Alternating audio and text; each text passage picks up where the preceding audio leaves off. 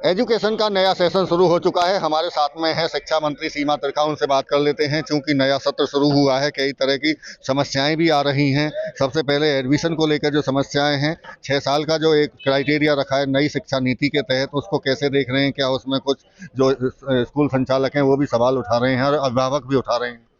आपके माध्यम से सभी को राम राम। और जो नई शिक्षा नीति की आप बात कर रहे हैं और जो 6 साल का क्राइटेरिया रखा, फिलहाल 6 महीने का उसमें रिलैक्सेशन दे दिया गया। 6 महीने का रिलैक्सेशन, उसके बाद में ये कानून लागू हो जाएगा, तो ये नीति लागू हो जाएगी? हाँ, नीति लागू वैसे तो कर ही दी गई है, लेकिन ऐसा होता है कि आपने देखा होगा, जैसे हम जीएसटी लेकर के आए थे, तो समय रहते रहते जो उसमें हमें लगा कि वो प्रैक्टिस ठीक नहीं है, तो अमेंडमेंट्स में गए हम लोग, तो ये भी लागू होगी। और अगर इसमें सुझाव और बेहतर लगेंगे तो केंद्र की सरकार तो हमेशा तैयार रहती है। क्योंकि आप खुद शिक्षक रही हैं, तमाम तरह के अनुभव आपको शिक्षा को लेकर हैं।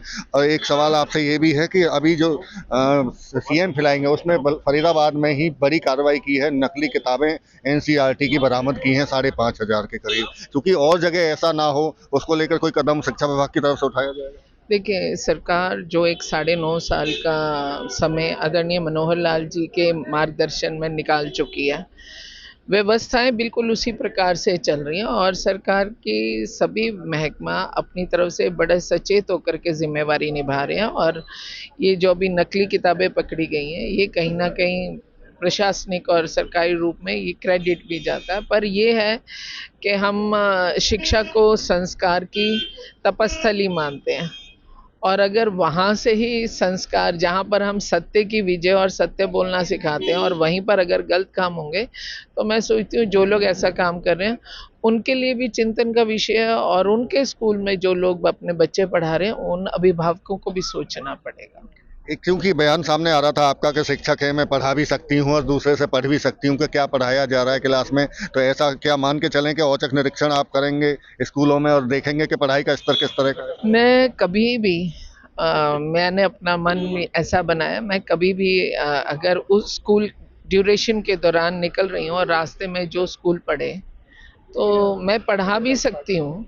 और जो बच्चों का पीरियड है, जो भी सब्जेक्ट है, मैं उसके क्वेश्चंस भी पूछ सकती हूँ, क्योंकि जब मैं बच्चों से सवाल करूँगी तो वो असल में बच्चों का टेस्ट कम होगा और शिक्षक ने क्या दिया उनको वो ज़्यादा उभर करके आता है।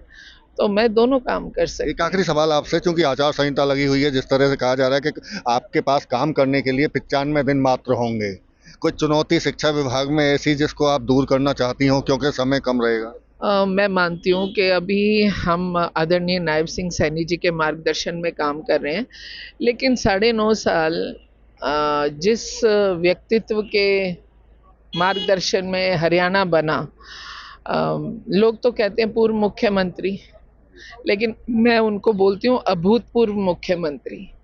ऐसे अभूतपूर्व शख्सियत हैं हरियाणा की, जिनका नाम हमारे देश का सर्व लोकप्रिय नेतृत्व आदरणीय मोदी जी, जो आज वर्ल्ड लीडर के रूप में स्थापित हैं, अनेक मंचों से आदरणीय मनोहर लाल जी की तारीफ कर चुके हैं, अनेक मंचों से हरियाणा की पॉलिसीज़ बाकी स्टेट्स को अपनाने के लिए कह चुके हैं।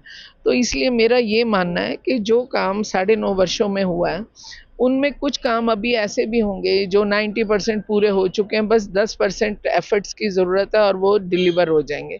तो मेरी प्रायोरिटी रहेगी पहले उन कामों को सिरे चढ़ाया जाए। बिल्कुल, ये थे हमारे साथ में शिक्षा मंत्री सीमा त्रिखा, जो 2-3 बड़ी महत्वपूर्ण बात कह रही हैं। क्योंकि नई शिक्षा नीति के तहत एडमिशन इस बार हो रहे हैं, तो उसमें जो छोटे क्लास के बच्चे हैं, एलकेजी और यूकेजी, उसको एक बड़ा रिलैक्सेशन है कि वो 6 महीने का उसको टाल दिया गया है। दूसरा, खुद दावा कर रही हैं कि वो खुद शिक्षक रही हैं और ऐसे में औचक निरीक्षण के दौरान वो बच्चों से पूछ भी सकती हैं, उन्हें पढ़ा भी सकती हैं और उनसे सवाल भी पूछ सकती हैं। इसके साथ साथ में पूर्व मुख्यमंत्री मनोहर लाल को भी वो अभूतपूर्व मुख्यमंत्री बता रही हैं। फरीदाबाद से देवेंद्र कौशिक, इंडिया न्यूज़।